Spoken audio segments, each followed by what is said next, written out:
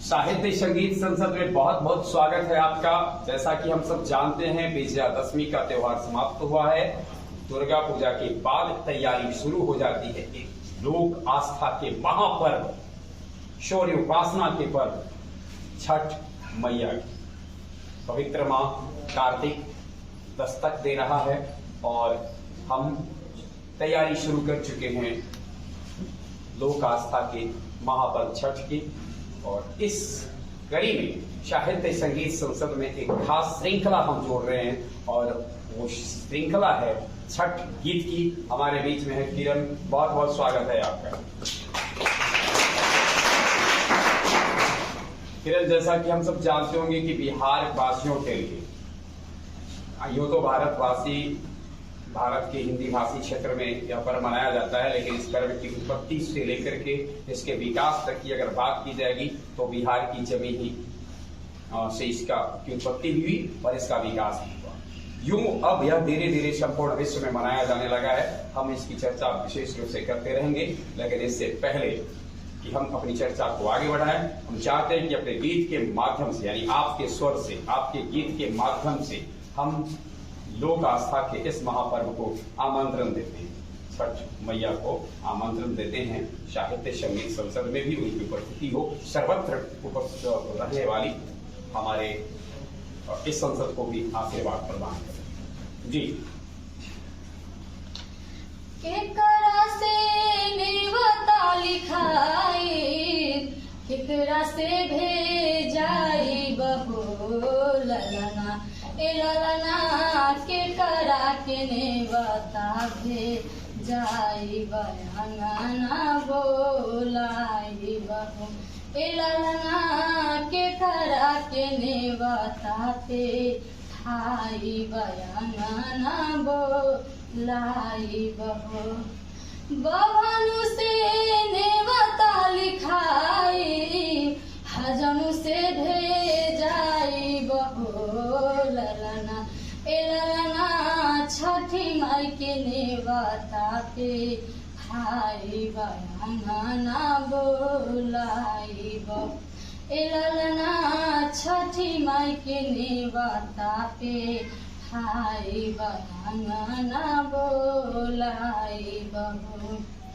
कथी के पलंगरी बनाई, केकरा के बैठाई बहो ललना, ए ललना कथी के भोगवाला गाई सरग सुखवा पाई बहो, ए ललना कथी के भोगवाला गाई सरग सुखवा पाई बहो।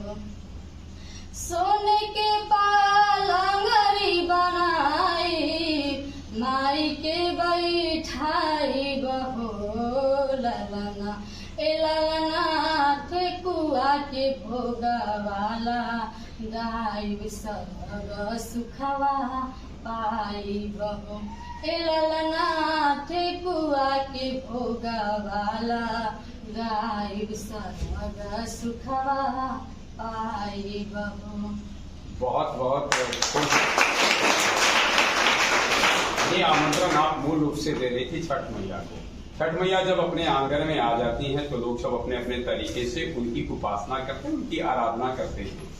और सबसे खास बात है उनके लिए जो अर्घ देने के लिए जो सामग्री जुटाई जाती है वो बिल्कुल ग्रामीण क्षेत्र में पाए जाने वाले तमाम तरह के जो फल हैं, कंद हैं, मूल हैं, ये सब होते हैं। और ग्रामीण परिवेश में ही जिसकी बुनाई होती है, जिसको बनाया जाता है, चाहे वो शोक हो, चाहे छैटा हो, या उगने वाला ईख हो, या फिर जो भी उसमें आदि, अदरक, हल्दी से जो कुछ भी होता है इसका, और इसके कई वैज्ञानिक कारण हैं जिससे कि हम ऐसा करते हैं। तो जब आपके आंगन में आ जाती है तो फिर हम लोग उसका स्वागत करते हैं उनका। तो हम चाहेंगे कि आपने आमंत्रण दिया और आपके आंगन में आ गई है छठ मैया, तो फिर कैसे उनके स्वागत करते हैं। यानी अर्ध की गीत एक छोड़ के लिए एक गीत और सुनते हैं हम आपसे। जी।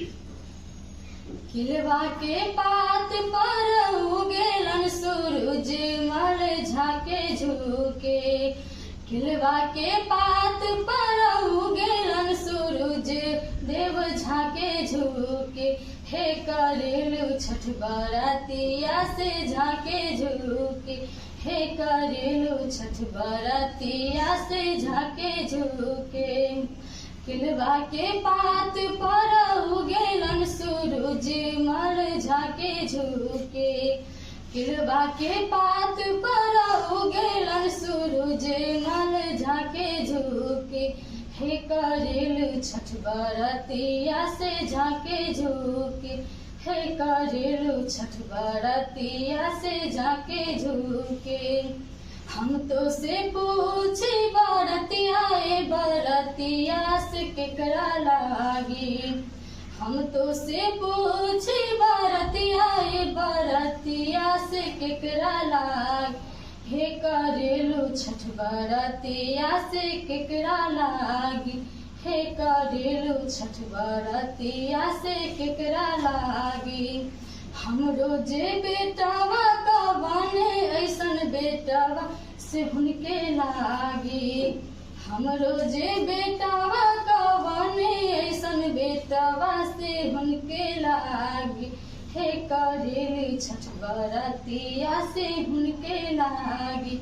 हे करेलु छठ बरतिया से हुनके लागी। बहुत बहुत धन्यवाद।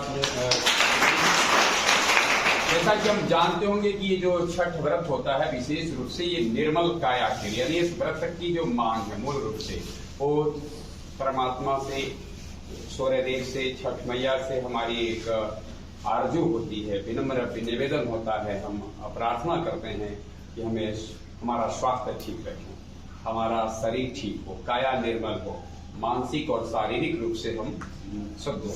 इसके अलावे मैं थोड़ा सा आपसे जानना ये चाहूंगा, अगर लड़की यानी जिस उम्र में आप लोग होती हैं, आए आपके भाई होते हैं घर में, तो उन लोगों के लिए छठ में क्या कुछ विशेष जो उनकी जो अभिरुचि रहती है, मम्मी या चाची या दादी या बड़े लोग तो अभिरुचि रखते हैं कि भाई परवाह था, लेकिन लड़कियों की उसमें क्या चीज की क्या कभी आप उसमें इन्वॉल्व हुई इसी तरीके, किस रूप से उसमें इन्वॉल्व होती?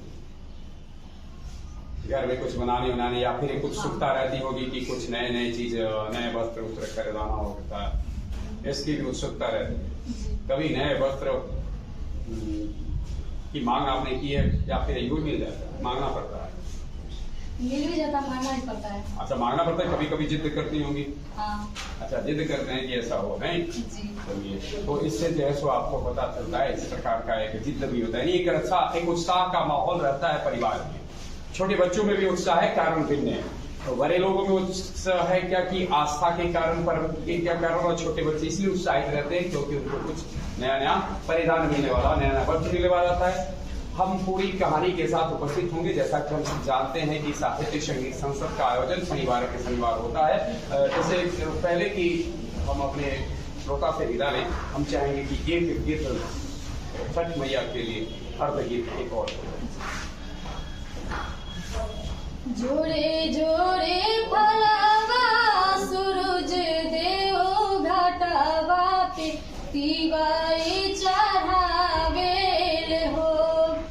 जोड़े जोड़े फलवा सूरज देव घाटवा पे तिवाई चढ़ावेल हो।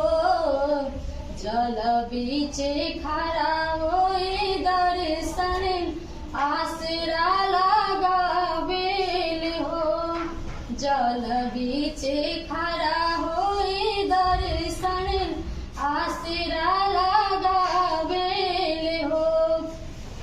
सितारे बयरिया सितारे दूजे पानिया, कब देव देवता तू आके दर्शनिया। सितारे सितारे दूजे पानिया, कब देव देवता तू आके दर्शनिया। जोड़े जोड़े सुपावा आदित्य देव घाटवा पे तिवाई चढ़ा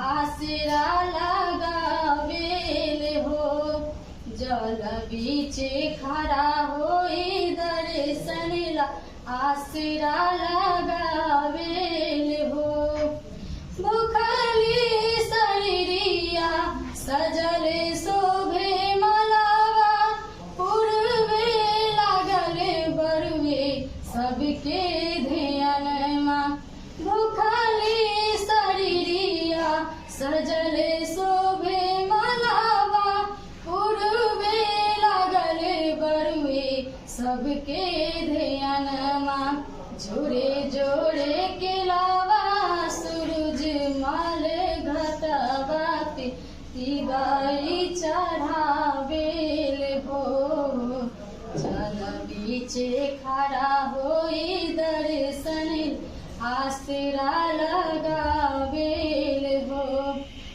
जल बीचे खड़ा होई दर्शन आसरा लगावेल हो विनया बिहारी लिख माई के भजन माँ गावेली किरण बेटी धई के ध्यान माँ विनया बिहारी लिख माई के भजन माँ गावेली किरण बेटी धई के ध्यान माँ जोड़े जोड़े पियारी गंगा मैया घटवा पे तिवारी चढ़ावेल हो जल बीचे खड़ा होई दर्शन आसरा लगावेल हो जल बीचे खड़ा होई दर्शन आसरा लगावेल हो। बहुत बहुत धन्यवाद। और हम आपको भी शुभकामना देते हैं, मंगल कामना करते हैं और साथ साथ हम अपने तमाम सुनने वालों को आने वाले दीपावली छठ सबकी ढेर सारी शुभकामना देते हैं और उनसे एक निवेदन करते हैं हमारा जो ये साहित्य संगीत संसद में जो विशेष छठ गीत है उसका श्रवण करें। बहुत बहुत आने के लिए धन्यवाद।